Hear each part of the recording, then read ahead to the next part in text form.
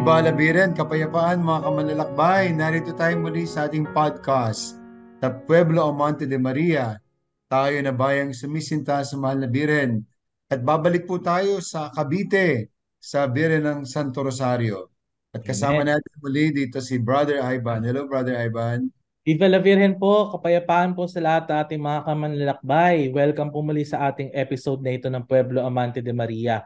Father Nante, balita ko po ay meron pong espesyal na kaganapan po ngayon doon sa Rosario. Yes, pupunta yung Biren ng Antipolo sa kanila sapagkat inubukan Wow! nila ito ng mga 5 araw. Gusto Wow! nilang dalawin sila ng mahal na Biren ng Antipolo. Kaya po mga kamanlalakbay po natin ng mga devotos dyan po sa Cavite, pumunta po kayo doon sa Rosario ngayon. Dahil po naroon po ang mahal na Birhen ng Antipolo. Sama-sama po tayo magdebosyon sa ina ng mga Pilipino. Amen. Amen. At bago po natin pakilala yung ating mga kasama dito sa ating podcast, mga kamalalakbay, itong ating pong ginagawa, habang tayo nag-review, isi-share po natin sa ating Facebook accounts itong ating podcast para marami pa pong makapanood at marami pa tayo maabot ng ating katekesis tungkol sa mahal na Biren. At Brother Ivan, kasama natin ulit dito ang pare na hari pero napakabait na pare. Si Father King. Viva la Oh, Biren, Father Viva la King. Virgen po. Siya po ang Viva la Virgen assistant po. sa shrine ng Our Lady of Rosary. At ngayon po kasama din natin muli ang ating professor na napakagaling sa history, si Professor Jose Alain Austria. Sir Ah, Alain, Viva la Virgen, Father Nante. And simulan Brother na Ivan. natin ang ating kwentuhan. Yung mga naiwanan nating tanong nung isang linggo, Oh, pag-usapan na natin ngayon, Brother Ivan. opo. So, kagaya po ng napakinggan po natin noong nakaraan, ito po palang ating dambana ay naideklara po noong 2021 bilang isang diocesan shrine. So, maaari niyo po bang ikwento sa amin kung ano po ang naging paglalakbay nitong ating simbahan ng parokya para po tayo po ay maideklara bilang isang pandiocesis sa dambana? Siguro po sa bahaging ito, ah ito po yung na-declare during the time of Father Pem Peregrino.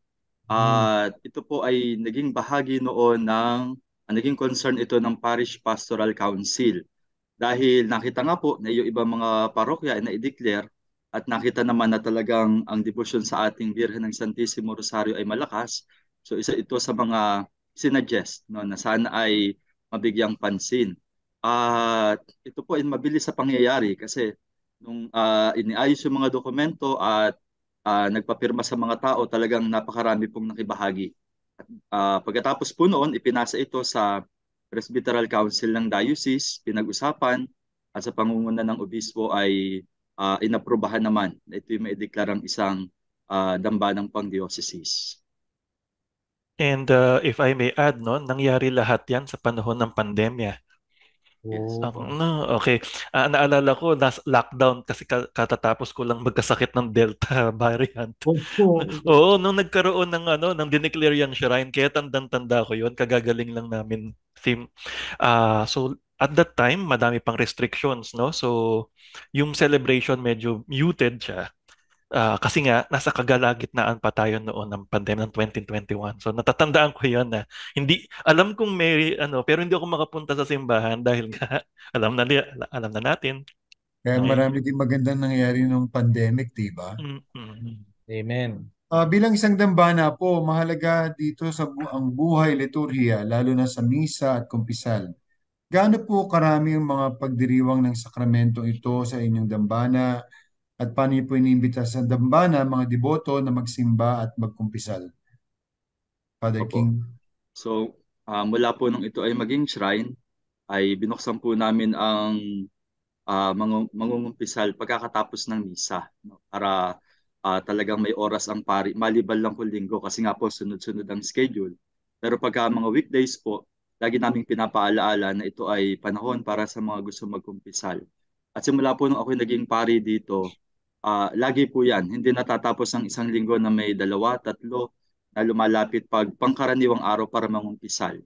At pag nagsiset po kami ng kumpisalang bayan, talagang inaabot po kami ng 11:30 ng gabi. No? Sa dami ng mga nangungumpisal. At yun po ay may mga bisita na rin kami mga pari. So ang mga tao po ay kapag pinapaalalahanan naman, lagi silang dumarating. Pero yun nga po, pagka may pumupunta po, pagkakatapos ng misa ay ino-open namin sa kanila yung sakramento ng kumpisal.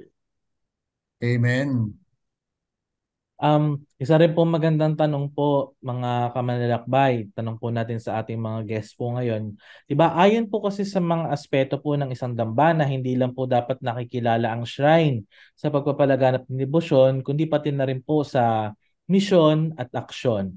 So, ano po ba yung mga ginagawa po dyan sa Rosario po na charity program ng ating pong mga deboto ng Birhen ng Santo Rosario na sila po yung nabibigyan po nitong kawanggawa na ito at paano po ito naiuugnay sa debosyon sa Mahal na Birhen ng Santo Rosario ng Caracol? Sa bahagi po namin, pagdating sa charitable works, ang una po namin pinangangalagaan ngayon, ay, well, meron naman ho talaga kaming ministry ng pagkalinga. So pagka may mga bagyo, bumabaha, meron ho talagang unang mga contact persons kung sino yung tutulungan sa mga lugar, yung mga manggagaling na tulong galing sa diocese, sa parokya o sa mga individual ay meron pong ano yan, kaayusan kung paano po namin ginagawa. Pero isa po sa mga concern namin nitong mga nakakalipas ay yung mga mangingisda natin. Unang-una po, napakalaki po ng epekto nito sa debosyon kasi nga po, ang mga unang nagtaguyod ng debosyon ng Karakol ay mga mangingisda. Sila ay nagdadala sa dagat. No? Kaya nga ho, kaya ho kami nag-aanyaya ng mga imahe ng Birhen para maging katisismo rin po sa mga tao at may bahagi rin ng kanilang mga rektor at parish priest ano yung karanasan nila sa kanilang parokya, paano nila nalalampasan yung mga pagsubok, lalo tigit pagdating sa hamon ng buhay at debosyon. Halimbawa po, ang mga taga-Pateros, wala nang itik, wala na ring ilog. So saan uugat yung debosyon nila kay Santa Marta? Ako po, taga Silang.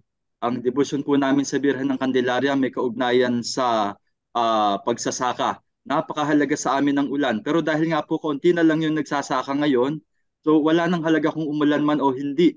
Parang nawawala na rin yung religious ano noon yung meaning. At ganun din ang nangyayari ngayon. Kasi nga po, isa sa mga concern namin, dahil ginagawa yung Sangli Point na maging bagong paliparan, bagong airport, so maapektuhan po ang karagatan din ng Salina, ng Rosario. Dahil yung pong Cavitex ay i-extend hanggang Margondon. So yan po ang mamamatay talaga ang pangunahing hanap buhay ng mga mangingisda.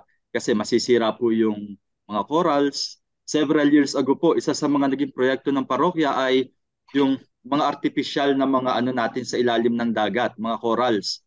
So para sa darating na mga panahon ay sigurado may mga islang titira muli sa ating mga karagatan. Pero yun nga po, yun ang pagsubok ngayon. Nung ako'y seminarista po, ipinaglalaban ng mga pari yung Bacoor, yung parte ng Cavitex. Pero ngayon wala rin nagawa. Ngayon dinadaanan na rin lang naman natin pag umiiwas ka ng traffic sa Bacoor. So i-extend yan, wala na rin nagawa ang simbahan kasi nga national program yan eh. So bahagi yan ng pagbabago ng panahon. So yan po yung naging concern namin, paano matutulungan. So nakakalungkot lang po kasi may epekto yan talaga sa magiging debosyon. Paano pagdating ng panahon na wala na yung mga mangingisda, wala na magdadala sa kanya sa dagat. So paano yung karakol sa dagat? Kaya ngayon po, inaalalayan natin sila, particularly ng Ministry ng Mangingisda ng Diocese, na nagsimula rin naman po talaga dito sa Rosario noon. Yung scholarship program ng kanilang mga pamilya, so yun po, kaya laging may pagpupulong para i-connecta naman sa ating national government, ano yung maitutulong sa ating mga mangingisda. Pero ang tanong, paano yung dagat? Matutulungan natin yung mga mangingisda, pero paano pag wala nang sumunod sa kanila? Kasi ngayon po, napakahirap na rin talaga mangisda. Marami po tayong mga mangingisda, bihira na rin pumalaot. So yun po yung isang nakakalungkot. Kaya inihahanda rin natin paano nga ba ang ating debosyon sa Birhen kapag ang dagat ay hindi na naging relevant sa buhay ng community. So yun po. Thank you, Father. Very challenging yan kasi yung dagat problema natin. Pero napakalaki ng puso nyo sa mangingisda, Father. Thank you po. At ngayon po, puputulin natin ulit ang ating kwentuhan para bigyan natin ng puwang, ng oras at panahon ng ating lay sharer. Actually, kasama natin siya. Kulang pa yung mga binabahagi niya sa atin ng mga kaalaman tungkol sa kasaysayan. Dito naman po ay personal, mga kamalalakbay. Brother Janjan, pasok. So, Viva la Birhen, kapayapaan po sa inyong lahat, mga kamanlalakbay, no? Dadako na muli tayo, no, sa pagbabahagi, no, ng debosyon sa Mahal na Birhen ng Santo Rosario o tinatawag nating Reina de Caracol. Na maraming salamat, no, kina Father Nante, Brother Ivan, kay Father King, na pati kay Professor Aline, no, sa kanilang talakayan, no, tungkol sa dambana, no, ng mahal na ina ng Santo Rosario o tinatawag nga po natin na Reina de Caracol. So ngayon, no, muli makakasama natin, no, na para magbahagi naman, no, ng kanyang debosyon sa mahal na ina, no, tatawagin natin, no, si Professor Jose Alain Austria, no. Viva la Virgen, kapayapaan po, Professor Alain. Viva la Virgen, kapayapaan din sa'yo. Ayun nga, no, kasama natin, no, si Professor Alain, no, para magbahagi naman ng kanyang debosyon. No, paano po ba kayo nagdedebosyon, no, sa Mahal na Birhen ng Santo Rosario o sa Reina de Caracol? Well, siguro ang pinakauna kong memorya o alaala ng devotions kay Maria ay sa Birhen ng Santo Rosario. In fact, nung bata ko, siyempre hindi ko pa alam yung Rosario, hindi naman ako exposed sa catechism, no? Pero there was one incident na talaga natatandaan ko. There was one time when I was a kid, probably mga around 4, 5 years old, nagkaroon ng may malakas na ulan, no? Nagkataon, siguro Mayo yon. Hindi ko na matandaan dahil maliit pa ako noon. Kailangang tumigil yung prosesyon at naghanap yung prosesyon at yung mga tao ng lugar na mapupuntahan. Nagkataon naman na nasa tapat namin yung ng bahay naming luma yung prosesyon. So naalala ko, 2 imahen ang isinilong sa bahay namin.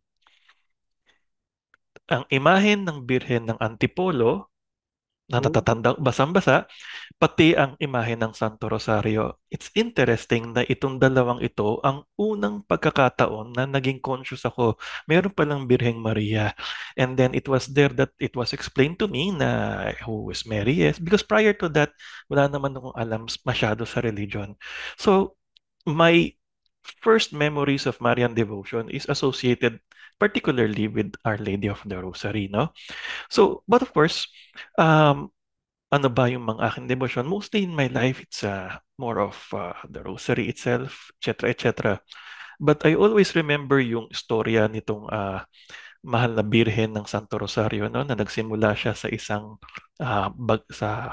allegedly, according to the story, dumating siya dito ng isang panahon ng bagyo and nakaligtas yung ilang mga pahinante mula sa Mindoro at binigay itong kanyang imahen dito. Ang imahe na nakikita ko sa isipan ko yung storms of life, no? Kasi ako personally, saan ka ba kumakapit pag meron kang mga problema, mga suliranin, pagkakataon na hindi mo na kontrolado ang sitwasyon, kanino ka ba hawak kundi sa Panginoong Diyos? Sabi ko nga, no, siguro ang isang bagay na nakakakilala sa akin, lalo na sa panahon ng krisis, ay yung rosaryo ko kasi may habit ako na pag meron akong problema o meron akong natatakot ako o di kaya meron akong meron akong pinagdaraanan, lagi kong hinahawakan yon kahit minsan, of course, kailangan mong gamitin, dadasalin, pero lagi kong hinahawakan yon. At sa awa ng Diyos, sa dasal at sa pagdedebosyon sa Birhen ng Santo Rosario, nakakaraos naman tayo lahat sa mga krisis niyan simula nung kabataan ko hanggang sa nakaraang pandemic na alam ko lahat tayo ay apektado at na-trauma. No, sakto rin pala, no, na nandyan din ang Birhen ng Antipolo ngayon po, no, sa inyo. Baka mangyari ulit yon. It reminds me of that particular incident when I was 4 years old. 2 imahen ng Birhen Maria. Kaya naiisip ko rin na, I'm not really particular. For example, Santo Rosario lang ang devotion ko. No. All of those devotions, regardless of the title, are equally valid dahil si Maria ay ina natin. No, regardless of the title. Kaya nga sinasabi ko sa ibang mga deboto, ng mga nanonood, huwag niyong pag-aaway-awayin ng mga title ng Virgin Mary dahil lahat yan ay mahal niya. Diba? Pero isang bagay na talaga natatandaan ko, yung konteksto. Kasi there was one time, nagbabasa ako ng ah yung diary ni Sister Faustina. And it's interesting, naalala kong bigla ang Santo Rosario. Kasi meron doon passage kung saan meron siyang vision ng mga souls in purgatory. No? And nakita niya doon sa vision na yon na tuwan-tuwa yung mga souls in purgatory kasi may dumadalaw sa kanila to comfort them. At natatandaan ni Sister Faustina kung anong tawag ng mga souls in purgatory doon sa dumadalaw sa kanila. Ang dumadalaw ay ang Inang Birheng Maria. At ang sinabi niya, lahat ng nasa purgatorio, tinatawag siyang Star of the Sea. Opo. Tala ng, parang tala sa dagat. And it's interesting because naalala kong bigla Santo Rosario because it's associated with purgatory, it's also associated with the sea. So kung titingnan natin sa panahon ng kadiliman, tulad ng nakalipas na pandemic o anuman pinagdaraanan natin, kapit lang tayo sa Panginoon. At si Maria ay parang yung guiding star ng mga navigators pag tayo ay naglalayag, pag wala tayong compass, hinahanap natin yung star na yon. Siya yung naggagabay sa atin patungo sa safety, etc., etc. So I still remember that, yung Stella Maris, ang tala ng dagat na siya nagigiya sa atin mula sa kadiliman sa kaliwanagan. Grabe, no? Grabe yung experience nyo, no, sa ating mahal na ina mo, mahal na ina. No, talagang naramdaman nyo po, no, sa moment na yon, no, nakita nyo at sumilong sa inyo ang Yes, dalawang yes, imahe, no, ng mahal na ina na talagang yes, yes. no, yun talaga yung nagpalalim po sa inyo ng Yes, devotion. yes, yes, yes. Sa Prior inyo to po, that, hindi ako pala simba. Okay, to be honest with you, wala talaga akong concept ng religion at that time. That's the first time I became conscious na meron palang Virgin Mary. oh, Yun. sa experience po ninyo na yon, no, sino po na para sa inyo ngayon ang mahal na birhen? Sa mahal na Birhen ay ina, nating lahat. Siya ay gabay nating lahat. At ang pinakamahalaga dito, siya ang isa sa sinasabi na nila the surest path to Jesus will always be Mary. Sa experience ko, no, laging pag nagde-devotion ka kay Maria, ultimately, pupunta ka kay Jesus. Yun ang sinasabi nila na Mary does not want the attention all for herself. It's always Jesus who is the center of all Marian devotion. Kung titingnan natin ang mahal na Birhen ng Santo Rosario, dala-dala niya si Jesus, no? Hindi naman siya lumalabas na ang bida. Kung titingnan mo, ang Rosario ay hindi technically about Maria, kundi ito ay pagmumuni-muni sa buhay ni Kristo ayon sa nakita ni Maria. So, kahit saan mong anggulo tingnan, ang debosyon kay Maria ultimately leads to Jesus. So, hindi ka magkakamali sa debosyon kay Maria dahil lagi kang darating sa dapat nating paratingan at yun ay si Jesus na ating tagapagligtas. Amen po. Amen. Parang paring-pari po kayo, Sir Professor Alin, ano? Pwede na ba i-ordain? Yes po. So, ano naman po ang inyong mga karanasan na sa pagdedebosyon nyo po sa mahal na ina? Ano po yung mga pagpapala, mga himala, no, na naranasan nyo na sa inyong pagdedebosyon sa mahal na ina? I lose count na nga eh. Okay.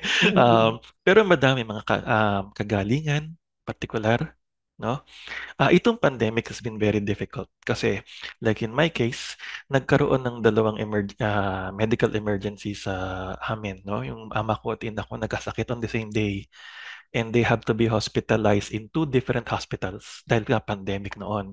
And they're already, sabihin na nating advanced in age and that's a very difficult thing to be with kasi paano mo hahatiin ng katawan mo.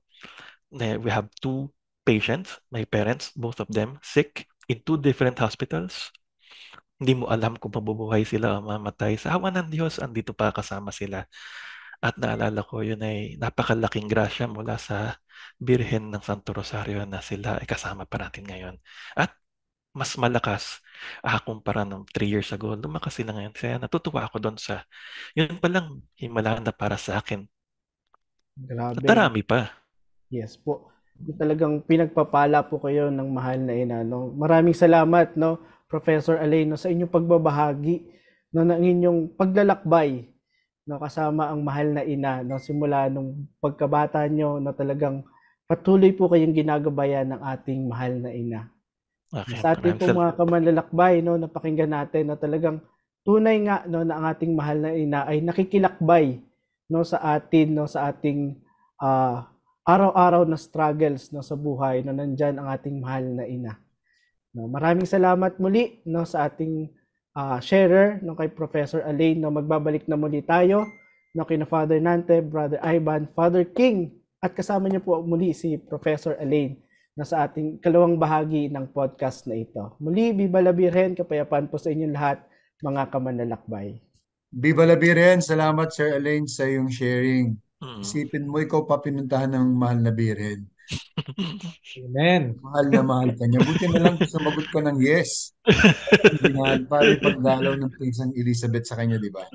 Kaya pag pinuntahan tayo, mga kamalalakbay ng mahal na Birhen, yes lang ang sagot at hindi tayo mawawala. Amen. Tuloy na po tayo sa ating kwentuhan, Father King, Brother Ivan, at Sir Elaine. Father, Sir, bukod po ba dun sa mismo pong simbahan po natin, yung ating dambana, ano-ano pa po ba ang mga pasilidad na meron po itong ating shrine para po sa ikauunlad po ng kultura, ng katekesis, doon po sa inyo pong lugar? Kunwari po, museum po ba, pilgrim center, ganyan. Ano-ano po yung mga iba-iba pong pasilidad po meron dyan bukod sa simbahan? Actually po, ang aming simbahan ay under renovation pa hanggang ngayon. Ano? Yung bali ang natatapos lamang po ay yung gitna, tapos yung magkabilang gilid ay inuunti-unti pa pong ayusin. Ano? Tapos yung aming parish office ay ililipat din para magbigay puwang sa iba pang pwedeng itayo. Kasi po, halos nasa 2,000 square meters lang ang ano ng simbahan. Ano? Kaya kahit matandang simbahan siya, hindi ganun kalaki yung kanyang lupa.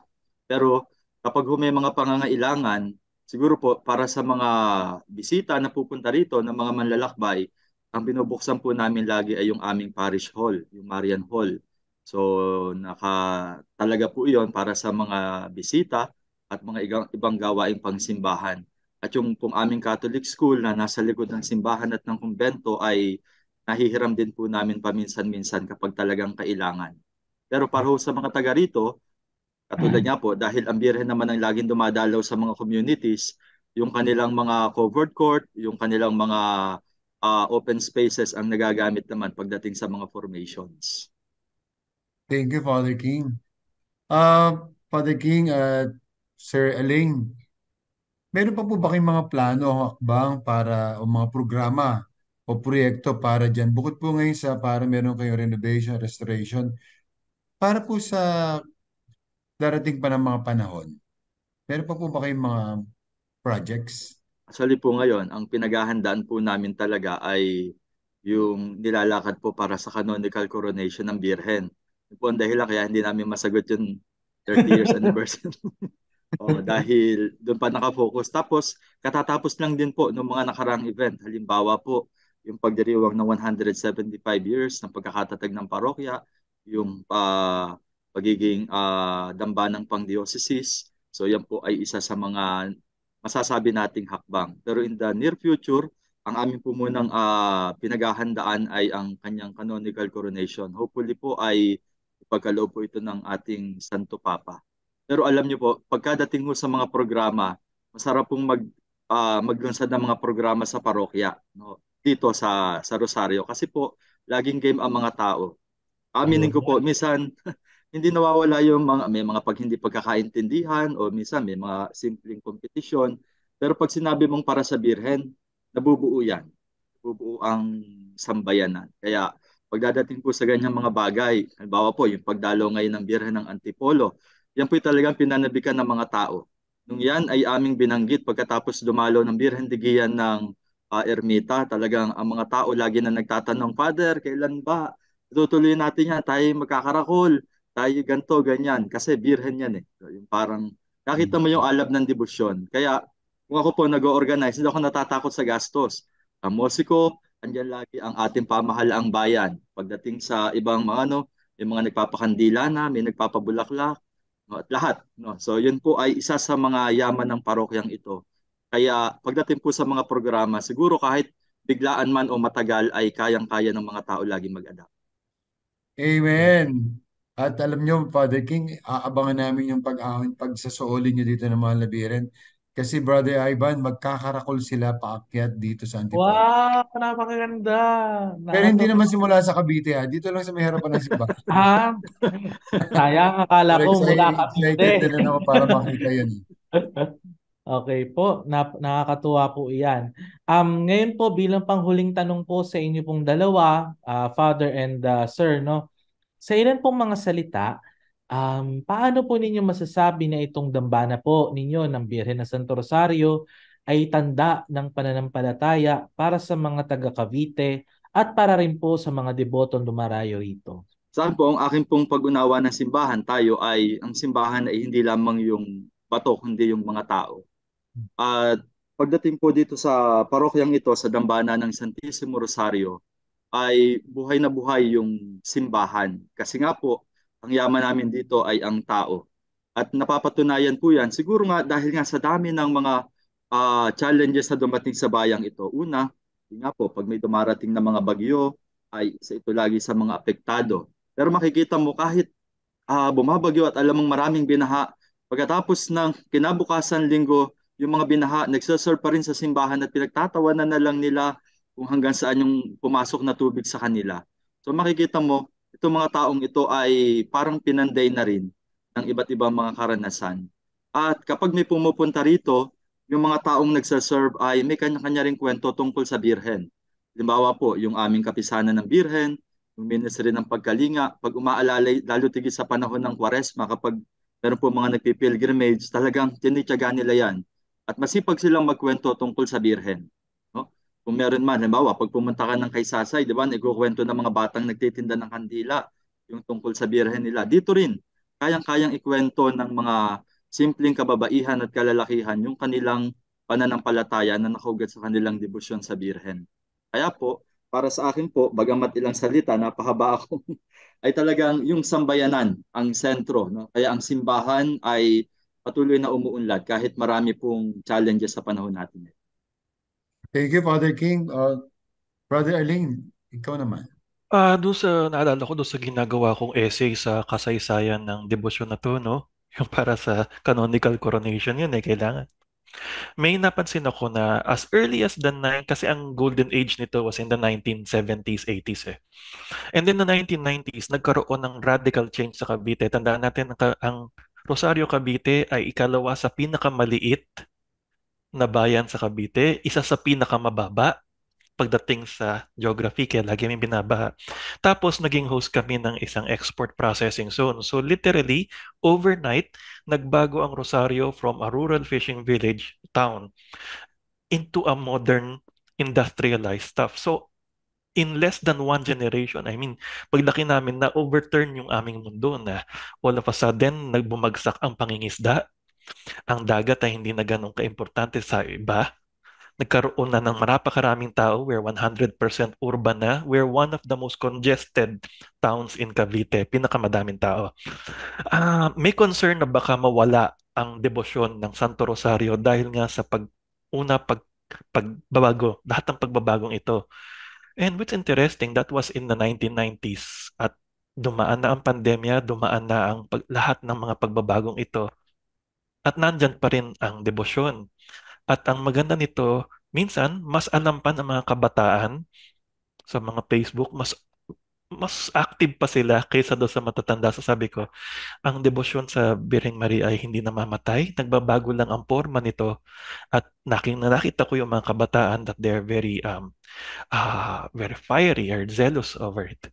Sabi ko, ay buhay na buhay to. It's a beacon of light and it is not yet dead. It is vital, it's very much alive, very much dynamic. Nagbabago siya sa panahon. So I think, regardless of matuloy man ang Sangli Airport, etc., at kung ano man epekto niyan, I think the devotion would stay here.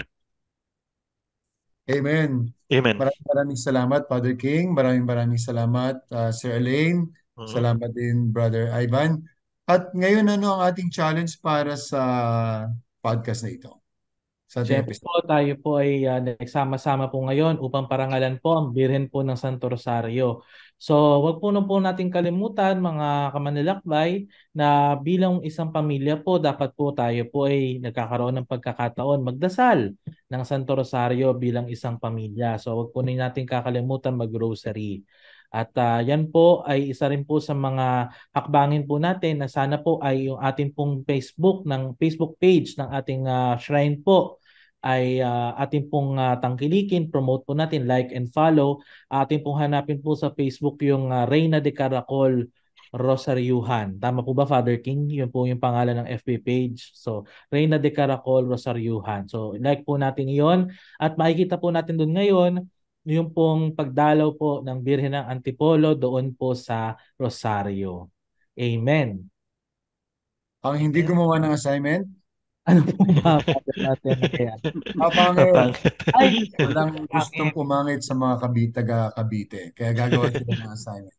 Again, maraming salamat sa lahat ng ating mga kamanlalakbay, sa ating mga viewers, sa ating mga guests, si Father King, si Elaine, ang aking kasama dito, si Brother Ivan, at kahit wala din si Father JP, tsaka si Rev Franz. Maraming salamat. At kasama nga pala natin si Brother Janjan. Maraming salamat po sa inyong lahat. At huwag natin kakalimutan ang Reyna ng Karakol, ang mahal na Birhen ng Santo Rosario. At sigurado ako, hindi tayo kinakalimutan ng mahal na Birhen. Amen. Viva la Amen. Virgen! Viva Viva la la Viva Virgen. la Virgen! Ngayon po natin si Father King ng maiksing panalangin at final blessing. Sa ngalan ng Ama at ng Anak at ng Espiritu Santo. Amen. Amen. Aming Ama sa Langit, maraming salamat po sa pangalawang pagkakataong ito na patuloy na mapagnilayan ang lalim ng debosyon at pagmamahal ng Birhen ng Santissimo Rosario sa aming kanyang mga anak. Nawa ay patuloy mo kaming tulungan at ang makainang paggabay nawa ng mahal na Birhen ay pahintulot mong patuloy naming maranasan sa aming buhay. Hinihiling namin ito sa pamamagitan ng Hesukristo ang aming Panginoon. Amen. Amen. Sumainyo ang Panginoon, At sumayin niyo rin. pagpalain kayo ng makapangyarihang Diyos, Ama at Anak at Espiritu Santo. Amen.